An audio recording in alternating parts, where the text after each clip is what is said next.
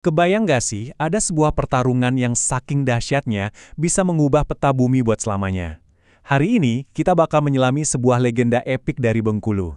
Ini adalah kisah tentang dua pendekar sakti yang amarahnya itu, gak cuma melahirkan kehancuran, tapi juga sebuah perbatasan terkutuk yang mengubah takdir satu wilayah. Kalimat ini bukan kiasan loh. Ini beneran gambaran kehancuran yang terjadi. Bukit yang tadinya tinggi jadi rata, hutan yang lebat lenyap seketika. Pertanyaannya, kekuatan macam apa, atau lebih tepatnya siapa yang sanggup melakukan ini semua? Jawabannya ada di perseteruan dua pendekar legendaris. Oke, kita kenalan dulu yuk sama dua tokoh utama dalam cerita ini. Mereka ini bukan pendekar biasa. Mereka itu pilar kekuatan dari dua kerajaan yang bertetangga dengan kesaktian yang bisa dibilang setara dan reputasi yang sama-sama bikin gentar. Di satu sisi, kita punya serunting sakti yang digambarkan sekokoh gunung. Di sisi lain ada Ryo Tabing yang gerakannya secepat kilat. Coba perhatikan deh, mereka ini kayak cerminan satu sama lain kan? Sama-sama perkasa, sama-sama sakti, dan yang paling penting, sama-sama punya ambisi yang membara.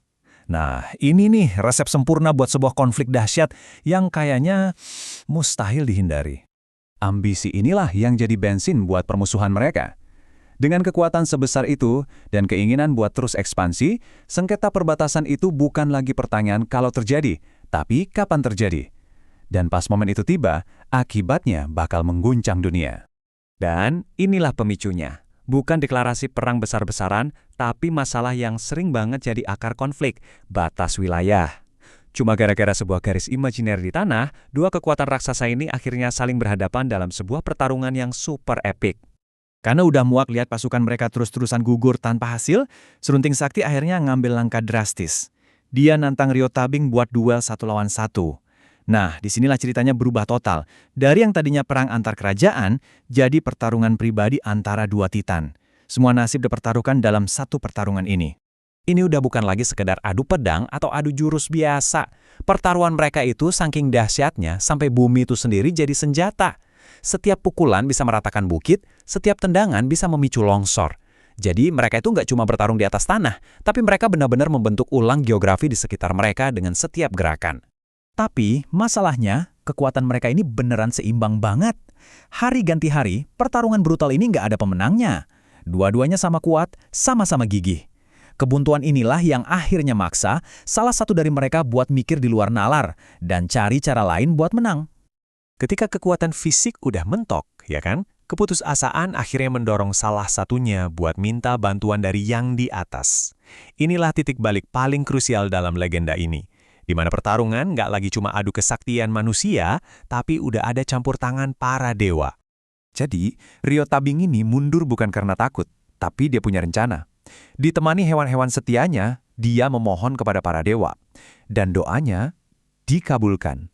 Para dewa memberinya kekuatan buat memecah kebuntuan ini.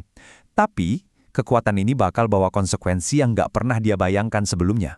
Ternyata, kekuatan baru Ryo Tabing ini liar dan nggak bisa dikendalikan. Sifatnya sangat merusak, mengubah semua yang ia lewati jadi binasa. Tanah yang tadinya rata jadi berbukit-bukit. Dan yang paling penting, kekuatan ini secara ajaib mengubah sifat tanaman berduri di sekitarnya. Dari kekuatan yang mentah dan merusak inilah, sebuah perbatasan baru yang mengerikan lahir. Ini bukan lagi batas yang dibuat manusia, tapi sebuah manifestasi magis dari campur tangan ilahi yang diminta oleh Ryo Tabing. Jadi gini, kekuatan Ryo Tabing itu secara ajaib membuat tanaman berduri atau onak jadi tumbuh sungsang, alias terbalik. Nah, inilah asal mula nama legenda ini, onak berduri sungsang. Ini bukan sekedar nama, tapi deskripsi harfiah dari perbatasan baru itu, sebuah dinding alami dari duri-duri terbalik yang mustahil ditembus. Nggak cukup dengan penghalang fisik, Ryo Tabing menyegel perbatasan itu dengan sebuah kutukan abadi. Ini mengubah sengketa wilayah jadi permusuhan lintas generasi loh. Perbatasan itu sekarang jadi semacam penjara magis yang mematikan bagi siapapun dari garis keturunan Serunting Sakti yang nekat melintasinya.